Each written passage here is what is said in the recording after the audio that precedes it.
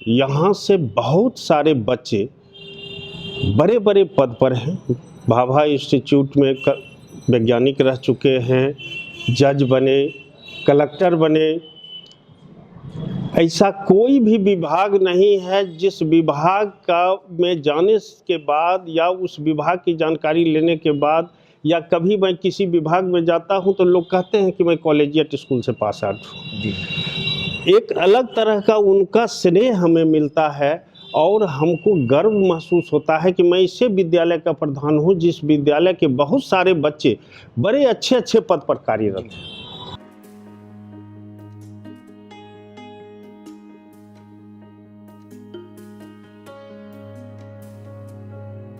नमस्कार, मैं आपका दोस्त गौरव कुमार पाठक। आज हम हैं हमारे जिले के एकमात्र आदर्श विद्यालय BSS कॉलेजिएट +2 विद्यालय में, और हमारे साथ हैं इस विद्यालय के प्रभारी प्रधानाध्यापक डॉक्टर सुबोध कुमार। तो आइए इनसे मिलते हैं और सुनते हैं इस विद्यालय की सफलता की कहानी इनकी जुबानी। सर, प्रथम सर केवी स्टूडियो की ओर से मैं आपका स्वागत करता हूँ, अभिनंदन करता हूँ। और सर, मैं आपसे जानना चाहूँगा, ऐसे तो एक शिक्षाविद के रूप में, एक कुशल प्रशासक के रूप में आज हर कोई बेगूसराय में आपको जानता है, कि जो दर्शक आपको यहाँ से देख पा रहे हैं उनसे अपना परिचय साझा करें।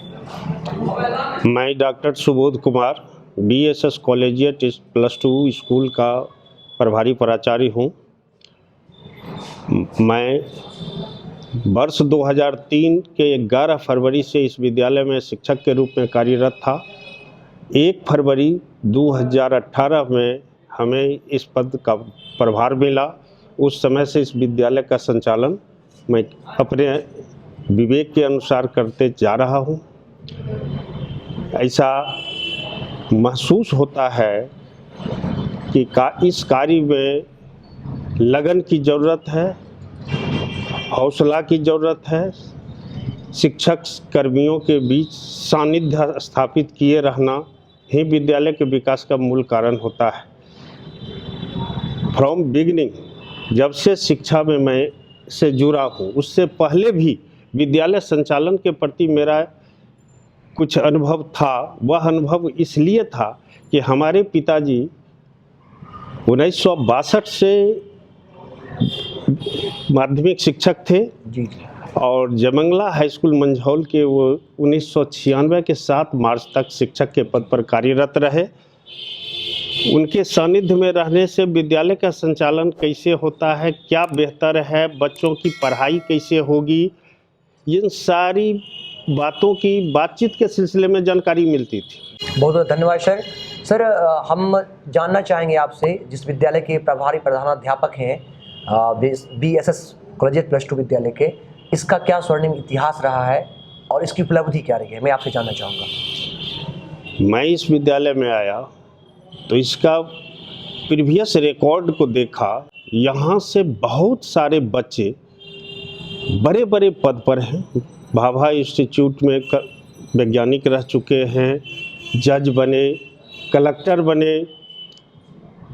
ऐसा कोई भी विभाग नहीं है जिस विभाग का में जाने के बाद या उस विभाग की जानकारी लेने के बाद, या कभी मैं किसी विभाग में जाता हूं तो लोग कहते हैं कि मैं कॉलेजिएट स्कूल से पास आउट हूँ। एक अलग तरह का उनका स्नेह हमें मिलता है और हमको गर्व महसूस होता है कि मैं इसे विद्यालय का प्रधान हूँ जिस विद्यालय के बहुत सारे बच्चे बड़े अच्छे अच्छे पद पर कार्यरत हैं। इसमें मैं सबसे अधिक धन्यवाद वो पूर्ण प्रारंभिक प्रधानाध्यापक का देता हूँ जो भुवनेश्वर ठाकुर जी अभी स्वर्गवासी हैं। उनका कार्यकलाप, उनकी विद्यालय संचालन के तौर तरीके, बच्चों के साथ स्नेह, शिक्षकों के प्रति उनका जो भाव था, उस भाव का प्रतिफल यह हुआ कि हमारे सरकारी विद्यालय के बच्चे बहुत आगे निकले और उसी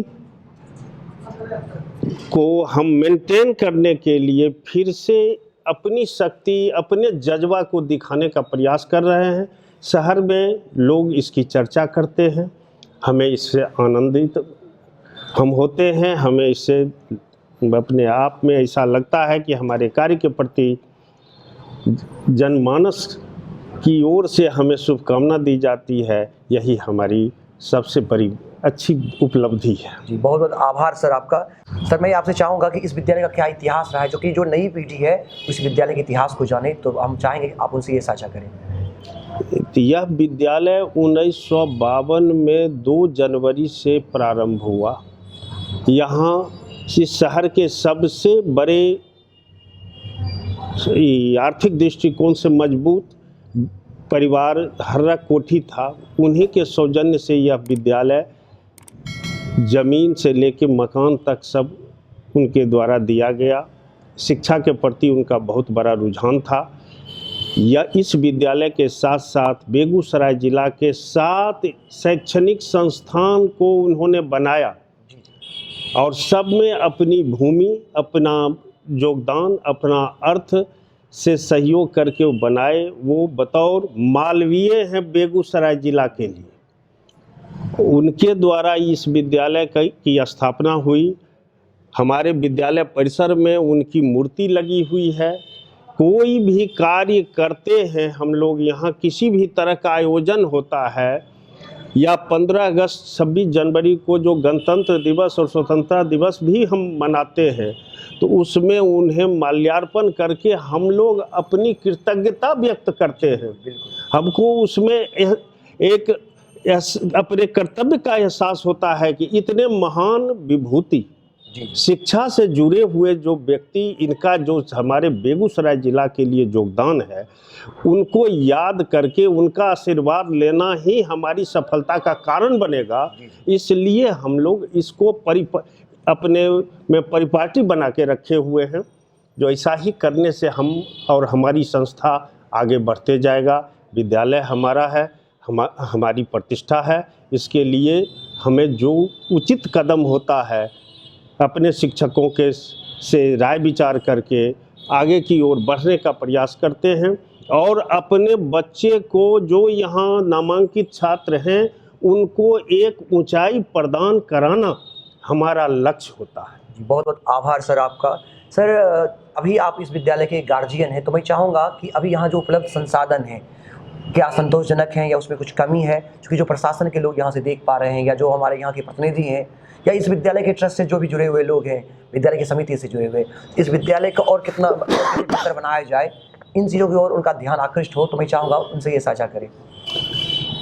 इस विद्यालय में मूलभूत संरचना के तहत जितनी भी व्यवस्थाएं हैं, वो ऐसा एक भी विभाग नहीं है जिसमें कि यहाँ कमी है। लेकिन आज का तकनीकी युग आ गया है।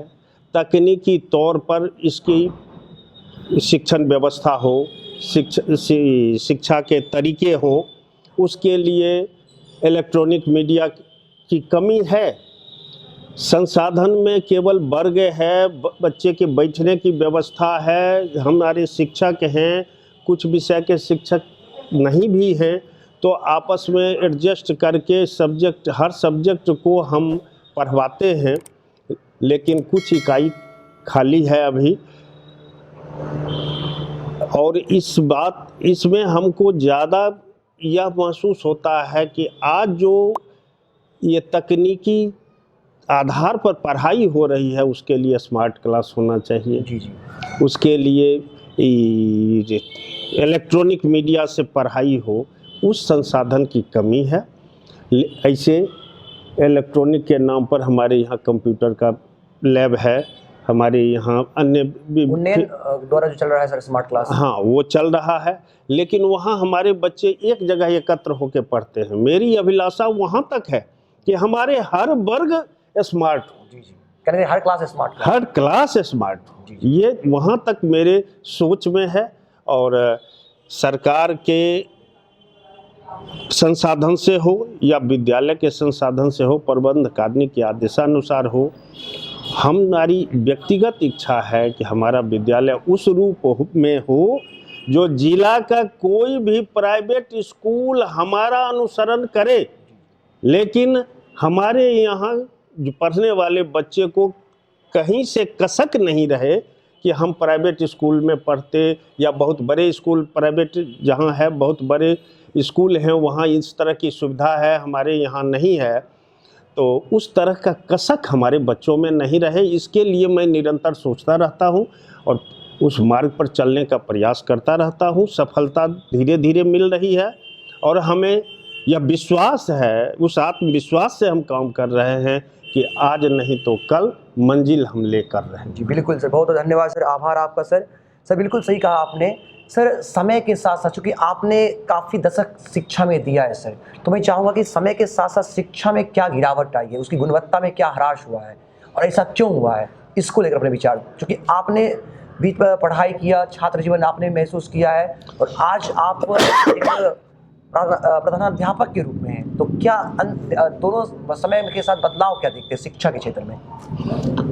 दोनों समय में बदलाव, हम जिस समय विद्यार्थी हुआ करते थे उस समय एक भय व्याप्त था कि हमारे शिक्षक हैं, हम कोई गलत काम करेंगे तो हमें सजा दें, और उस सज़ा को हम लोग ग्रहण करते थे, उस सज़ा को हम झेलते थे। आज वैसी व्यवस्था नहीं है, बच्चे निडर हो गए हैं, संस्कृति तो प्रदूषित हो गई है, वातावरण तो प्रदूषित है ही, हमारा भारतीय संस्कृति भी प्रदूषित हो गया। उसका कुछ न कुछ प्रभाव तो शिक्षा जगत में और शैक्षणिक संस्थान में भी दिखता है। फिर भी हम यह महसूस करते हैं कि जो शिक्षक हमारे लगन के साथ शिक्षार्थी को शिक्षा देने में अपनी तन्मयता दिखाते हैं, उनके प्रति बच्चे समर्पण की भावना से काम करते हैं और उनको सम्मान देते हैं। तो कहीं न कहीं कुछ असर आता है उस नियम से जो जिसमें है कि बच्चों को आप शारीरिक दंड नहीं दे सकते हैं, वहाँ हाथ शिक्षकों का बंध जाता है। कुछ वातावरण का दोष है, कुछ हमारे अभिभावक ऐसे हैं जिनको कभी हम यहाँ मीटिंग में बुलाते हैं तो उसमें आना वो अपना औचित्य नहीं समझते हैं, उसके जगह पर उनको देखते हैं कि जब बच्चे को पैसे के जो लाभुक योजना से मिलनी है, योजनाएं सरकार की हैं, जो सरकार की योजनाएं हैं उसका लाभ मिलने से अगर वंचित होने लगता है तो उसके लिए वो बड़ा कंसस होके आते हैं। तो मानसिकता कहीं न कहीं अर्थ से जुड़ जाती है। तो शिक्षा और अर्थ दोनों के पाने का एक साथ अगर अभिभावक रखेंगे तो अच्छा लगता। शिक्षा से उनका कोई विशेष जुड़ाव नहीं होता है और वो लाभुक योजना के प्रति सजग ज़्यादा होते हैं, तो बड़ा अफसोस होता है कि इस तरह की व्यवस्था में बच्चे बहुत आगे तक नहीं जा सकते हैं, फल फूल नहीं सकते हैं। अभिभावक को भी चाहिए कि हमारा बच्चा पढ़े, कैसे पढ़ेगा उसके लिए उस सोचना चाहिए। बच्चा प्रतिदिन विद्यालय आवे, हम विद्यालय जाएं, विद्यालय के शिक्षकों से मिलें, प्रधान से मिलें, बच्चे में क्या विकास हुआ है उसकी जानकारी लें, बच्चे को में क्या गड़बड़ी है उसकी जानकारी विद्यालय प्रशासन को दें। तो इस तरह का जो वार्ता करते और गैपिंग जो है वो दूर होता तो बच्चा में कुछ और निखार आता, ऐसा हम उम्मीद करते हैं। जी बहुत बहुत आभार सर आपका। निश्चित रूप से जो अभिभावक यहाँ से सुन पा रहे होंगे, आपके विचार उन तक पहुँचेगी तो निश्चित रूप से वो आगे इस बात पर ध्यान रखेंगे और छात्र शिक्षक अभिभावक संवाद जो होता है निश्चित रूप से उस बात को समझेंगे।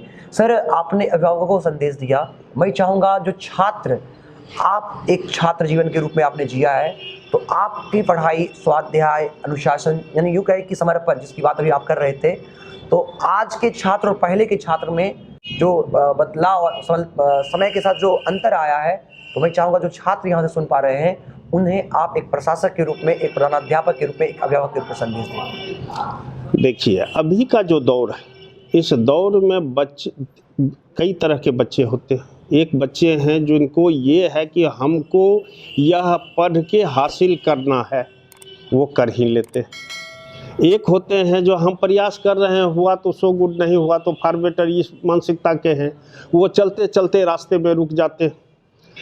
तो दोनों में अंतर यह है कि जो एक डिटर्मिनेशन है, जो मुझे चाहे जो भी परेशानी हो हमको वो मंजिल पाना है, इस तरह का सोच जो रखे हुए हैं उनको कोई कठिनाई नहीं है, वो आगे बढ़ते जाते हैं और अपने मंजिल पर पहुंच जाते हैं। तो इसके लिए सबसे पहले है कि बच्चों में एक भावना जागृत करना है चाहिए अभिभावक और शिक्षक को जो बच्चे अपने एम के प्रति सजग और सचेत रहे,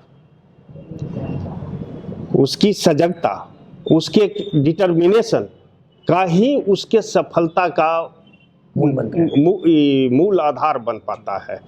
तो इसमें अभिभावक का भी दायित्व है, बच्चे का भी, बच्चे के शिक्षकों का भी दायित्व है कि उसको इतना उत्साहित कर दें, इतना उसको उसके तरफ झुका दें कि वह कोई एम ले ले अपने लाइफ का और उस एम के प्रति सजग रहे और वह आगे बढ़ते चले, सफलता मिलेगी ही। बहुत धन्यवाद सर आपका। सर आपने बिल्कुल बात कही, शिक्षकों का भी बहुत बड़ा दायित्व है। सर आपको नहीं लगता कि जो शिक्षक गुरु ब्रह्मा के रूप में, गुरु ब्रह्मा, गुरु विष्णु, गुरुदेव महेश्वर के रूप में जो हमारी संस्कृति थी, आज कहीं ना कहीं हम उससे दूर होते जा रहे हैं। और जो मैं ये नहीं कहता कि आज गुरु के प्रति एकदम हमारी श्रद्धा खत्म हो गई है, लेकिन कहीं ना कहीं नकारात्मकता का भाव लोगों में जरूर आया है। इसके क्या कारण है सर? और कई ना ये जो हमारा शुरुआती हमारी संस्कृति हुआ करती थी वो लाया जाए। इसके लिए सबसे बड़ी बात है कि हमारा विश्वास, हमारे बच्चे का उद्देश्य, हमारे अभिभावक का विश्वास और मार्गदर्शन सबसे ज़्यादा काम करता है। जो बच्चा आगे बढ़ेगा तो उसको तो वो एकदम रॉ हैंड होता है, उसको रास्ता दिखाना पड़ता है, उसके अनुरूप उसको वह बच्चा कार्य करता है, फिर कार्य करने के सिलसिले में लड़खड़ाता है, उसको आत्मबल का एहसास कराना है, उसको हमेशा उत्साहित करते रहना है, तो वह बच्चा ऊंचाई पा लेता है। वो चाहता है कि हम आगे बढ़ जाएंगे, अब हम पहुंच जाएंगे। तो इतना भर करने में अभिभावक और शिक्षक दोनों का रोल होता है। कोई अगर अभिभावक चाहें कि हम स्कूल भेज दिए, बच्चा पढ़ लेगा, तो वह भी बच्चा पूरी तरह से अपनी मंजिल को पाने में असफल हो जाएगा। कोई शिक्षक अगर यह सोचें कि हम वर्ग में पढ़ा दिए, बच्चा खुद अपना जाने या उसके गार्जियन उसको पढ़वावे, हमारा दायित्व तो केवल लेक्चर दे देना है, उसके बाद उसके प्रति उसके मेंटलिटी, उसके मनोकामना, उसका किस वो डायरेक्शन है, इस सब पर अगर हम शिक्षक निगाह नहीं देते हैं तो अभिभावक के साथ भी कुछ कठिनाई है।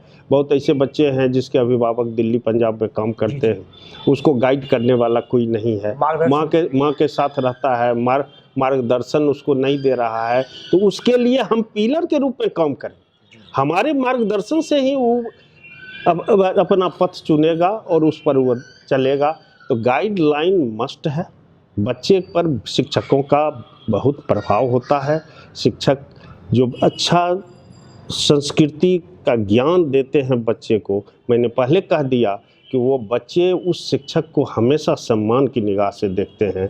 हमारे विद्यालय में हमसे पढ़े हुए इस जिला के शिक्षा विभाग के पदाधिकारी बने हैं। आज भी यहाँ जिला कार्यक्रम पदाधिकारी राजकमल जी हमारे यहाँ 2006 में स्टूडेंट थे। हम उनको देखते हैं बड़ी गौरवान्वित होते हैं। जो मेरे सामने जो छात्र के रूप में बैठे हुए रहते थे, मेरी बात सुनते थे, आज वो हमारे जिला में हमारे विद्यालय रूपी संस्था के बतौर वो एक अभिभावक के रूप में, पदाधिकारी के रूप में यहाँ हैं। तो हमको इससे गर्व महसूस होता है। ये सब बातें हैं। शिक्षक भी जो अपने कर्तव्य के अनुसार कार्य करते हैं ना, जो उनका कार्य है वो करते हैं, उससे उनका आत्मबल बढ़ता और वो कहीं न कहीं सम्मान के लायक बनते हैं। पहले आचरण करते हैं तब उनको सम्मान मिलता है। हम केवल बच्चे को दोषी नहीं ठहरा सकते कि आज के माहौल में बच्चे वो पहले ज़माने जैसा गुरु का महत्व नहीं देते थे। पहले ज़माने के गुरु समर्पित हुआ करते थे। आज हम में समर्पण की कुछ न कुछ कमी है, जिस कारण हमारे बच्चे हमारा सम्मान करने में कमी कर रहे हैं। जी बिल्कुल। नहीं तो आज भी अगर उस गुरुकुल जैसा हम शिक्षक अपने बच्चों के भविष्य के लिए हमेशा सतत प्रयत्नशील रहते हैं तो वो बच्चा हमें बहुत सम्मान करता है। जी बहुत धन्यवाद सर आपका। सर वैश्विक महामारी के बाद विद्यालय पुनः खुल रहा है, तो मैं चाहूँगा कि इस वैश्विक महामारी में बहुत सारे सफलता है, तो हमारे जो छात्र हैं, हमारे जो अभिभावक हैं, शिक्षक हैं, चूँकि आप विद्यालय प्रधान हैं, तो इसके नाते आप उन्हें क्या सलाह देना चाहेंगे? देखिए, सरकार के गाइडलाइन के अनुसार हमें विद्यालय संचालन करना है। एक गाइडलाइन पहले हमको मिला था जिसमें बच्चों के अभिभावक से सहमति प्राप्त करके विद्यालय में बच्चों के आने के लिए प्रेरित करना, या बच्चा जो विद्यालय आ रहे हैं उनको गाइड पढ़ने के अध्ययन अध्यापन में जो कमी महसूस होता है उसको दूर कराने के लिए काउंसलिंग क्लास करवाना, इस तरह का गाइडलाइन मिला। मैंने सैनिटाइजर मशीन खरीदा जो आपके सामने रखा हुआ है, सैनिटाइज करने के लिए मटेरियल मंगवाया। इसके बाद पूरे कैंपस को प्रतिदिन सैनिटाइज कराता हूँ। फिर हैंड वॉश है, हैंड वॉश से बच्चे का हाथ साफ कराते हैं। बच्चा को कुछ देर पर या टिफ़िन में खाना खाने के लिए जब वो तैयार होता है, या देखते हैं कि कभी कुछ खाने की इच्छा, खाने की प्रक्रिया में लगा हुआ है, तो कहते हैं बेटा हाथ पहले साबुन से धो लो। साबुन की व्यवस्था किए हुए हैं। मास्क लगा के बच्चा आता है और हमेशा तत्परता इस ओर हमारे विद्यालय के सारे कर्मी रहते हैं, दिखाते हैं कि बच्चे कहीं बिना मास्क के तो नहीं हैं, कहीं वो ऐसा तो नहीं है कि जो बिना हाथ सैनिटाइज किए हुए या साबुन से धोए हुए वो खाना खा रहे हैं, घर से जो लाए हैं वही खा रहे हैं। इस तरह की प्रक्रिया हमारी चलती आ रही थी। नया गाइडलाइन 4 जनवरी को आया। 4 जनवरी से हर विद्यालय के लिए हुआ, तो हमारे यहाँ आए बहुत लोग जानकारी लेने के लिए। मैंने कहा ये तो प्रक्रिया हमारे यहाँ वो पहले से चल रही है, हमारे लिए कोई बदलाव की स्थिति नहीं है, पहले से सारी व्यवस्था यहाँ सारी व्यवस्था है। और हमारे यहाँ काउंसलिंग क्लास चलता भी है, चलता रहा है और अभी भी आज भी चला है। हमारे लिए कोई परिवर्तन की बात नहीं है। बच्चे जो पढ़ना चाहते हैं हमारे विद्यालय परिसर में आते हैं, उसको हमारा एक उद्देश्य होता है कि उसको हमारे पढ़ने के लिए आया, उसकी भूख जगी हुई है तो उसको भूखा लौटाना नहीं है। ये मेरा मूल उद्देश्य है।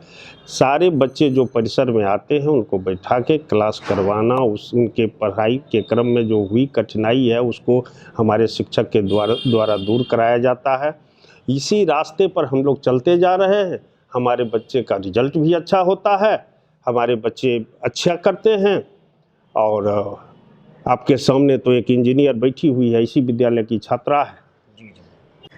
सर, आखिरी में एक मैं प्रश्न आपसे ये लेना चाहूँगा कि संपूर्ण जिला में यही एक स्कूल है जिसे मॉडल स्कूल के रूप में जाना जाता है, बनाया गया है, ऐसा क्यों? देखिए, राज्य सरकार के आदेशानुसार प्रत्येक जिला में पहले एक जिला स्कूल हुआ करता था। जिला स्कूल में सारी सुविधा युक्त स्कूल को जिला स्कूल का दर्जा दिया गया था। उसमें पुराने ज़िले जितने थे जो आज के डेट में प्रमंडल हैं, वहाँ जिला स्कूल बने हुए हैं।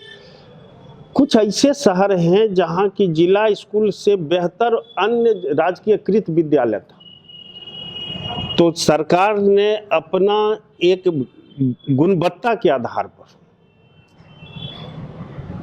चयन किया कि हर जिला का एक एक विद्यालय जो सब तरह से समृद्ध है उसको आदर्श जिला आदर्श विद्यालय बनाया जाए, और उसके लिए खास तौर पर सरकार कदम उठावे ताकि वह अन्य जिला के अन्य स्कूलों से एक अलग स्कूल दिखे, अलग व्यवस्था वहाँ दिखे, बच्चों को थोड़ा लाभ ज़्यादा हो। इस मंशा से चयन किया गया। उस चयन में बेगूसराय शहर में दो स्कूल, बीपी स्कूल और कॉलेजिएट स्कूल, दोनों के मेरिट को एक जगह किया गया और दोनों का मार्किंग करते हुए बीएसएस कॉलेजिएट स्कूल के प्रीवियस रिकॉर्ड ऑफ रिजल्ट और सर्वांगीण दृष्टिकोण से सभी विभागों का अध्ययन करने के बाद जिला में खेल कूद में लगातार जिला चैंपियन होने के रिकॉर्ड पर यहाँ के शिक्षक राष्ट्रपति पुरस्कार प्राप्त, यहाँ के शिक्षक राइटर भी हुआ करते थे। गुणवान शिक्षक, समृद्ध संस्था, सभी तरह के फैसिलिटीज से युक्त और जिला में ऐसा विद्यालय जिसके पास बच्चों के खेलने के लिए पर्याप्त जगह में कॉलेजिएट का ही एक मैदान है, जिस मैदान को के जोर में आपके शहर में कहीं भी कोई किसी स्कूल में इतना बड़ा मैदान खेल का नहीं है। सारे मेरिट्स को ध्यान में रखते हुए बीएसएस कॉलेजिएट स्कूल को जिला आदर्श विद्यालय घोषित किया गया। जबकि आपके जानकारी में होना चाहिए मुजफ्फरपुर है, वहाँ का पूर्व का जिला स्कूल जो था वह जिला आदर्श विद्यालय बना। सहरसा का पूर्व का जिला स्कूल जिला आदर्श विद्यालय बना। गया का पूर्व जिला स्कूल जिला आदर्श विद्यालय बना। उसी तरह से इस 38 जिला में जिला लेवल पर एक एक विद्यालय को का एक समूह बनाया गया, जिसको जिला आदर्श स्कूल की के रूप में प्रतिष्ठा मिली है। उसी के तहत बीएसएस कॉलेजिएट स्कूल को भी मिली है और इसके लिए अलग से राज्य सरकार अलग परियोजना के तहत कार्य करती है। हम लोगों को राज्य स्तरीय मीटिंग में बुलाया जाता है, कमियों को दूर कराने के लिए हम लोगों से लिखित रूप में लिया जाता है, उस पर सरकार काम करती है और निरंतर इस विद्यालय के विकास और इस विद्यालय के का रूप ऐसा बनाना चाहती है सरकार जो इसका अनुकरण देश पूरे अन्य जिला के विद्यालय करें। इसी के तहत मैं भी उस हौसला से बुलंद अपने को रखता हूं कि मेरा विद्यालय जिला का अव्वल विद्यालय रहे और इसका अपना स्थान जिला के तमाम विद्यालय महसूस करें कि यह जिला मॉडल स्कूल है, उसमें ऐसा होता है, हमें भी ऐसा करना चाहिए। इस तरह का अनुकरण करने की भावना उनमें जगे, उसी उद्देश्य से मैं काम करता हूं और विद्यालय का संचालन उसी उद्देश्य से करता हूं। बहुत बहुत धन्यवाद सर आपका कि आपने इतने सुंदर विचार हमारे साथ साझा किए। बहुत बहुत धन्यवाद आपका। अब देखिए, जिला में बहुत सारे डॉक्टर्स हैं, बहुत चिकित्सक हैं। मेरी भी बच्ची 2 चिकित्सक है। सभी चिकित्सकों द्वारा बीमार रोगियों का इलाज किया जाता है। उसमें एक डॉक्टर रोशन कुमार भी है। उनके यहाँ जो इलाज करा के आते हैं वो बराबर कहते हैं कि बड़ा व्यवहारिक आदमी है, उचित दवा लिखते हैं। उनका एक इलाज करने का तरीका ऐसा है जो मन को भाता है, इसलिए लोग उनके तरफ मुखातिब हो रहे हैं। उनकी अपनी एक संस्कृति है, अपना एक उद्देश्य है, जिसके वजह से वो रोगियों के साथ उचित व्यवहार करते हैं तो वो चमकते जा रहे हैं। जिला में उनका स्थान बनते जा रहा है, चिकित्सक में अच्छे चिकित्सक के श्रेणी में वो आते जा रहे हैं। तो उसी तरह से जितने भी हम लोग आदमी हैं, हम लोग जो कार्य करते हैं वो कार्य, हमारा जो कार्य शैली है उसका ही रूप हमारी प्रतिष्ठा के रूप में हमको रिटर्न में मिलता है। इसलिए हमेशा अच्छा करना चाहिए, अच्छा सोचना चाहिए। अच्छा करने वाले हमेशा आगे निकलते जाते हैं। यही समाज में होता आया है और इसी के प्रति मेरी भावना रहती है। मेरा विश्वास भी यही है कि कार्य हमेशा बेहतर तरीके से करना चाहिए। तो इसी क्रम में ये जो संस्था उन्होंने शुरू किया है, जो आम पब्लिक को जानकारी मिले कि कहाँ किस तरह की बात है और कहाँ किस तरह की व्यवस्था है, कहाँ कैसा विकास हो सकता है, इस तरह के कार्यक्रम को आगे बढ़ाने के लिए उन्होंने जो प्रयास किया या जो सोच बनाया, इसके लिए उनको बहुत बहुत धन्यवाद हमारी ओर से। और इस तरह के सोच से समाज को लाभ मिलेगा, समाज लाभान्वित होगा, व्यक्ति में एक मनोबल जगेगा कि हम भी अच्छा करें, हमारा भी परफॉर्मेंस अच्छा हो, हमारी भी प्रतिष्ठा बढ़े। ये सारी बातें आती हैं इस क्रम में। इसलिए अलग से डॉक्टर रोशन कुमार को हम धन्यवाद देते हैं, जो उनके इस सोच के लिए वो बेहद धन्यवाद के पात्र हैं। जी बहुत बहुत धन्यवाद सर।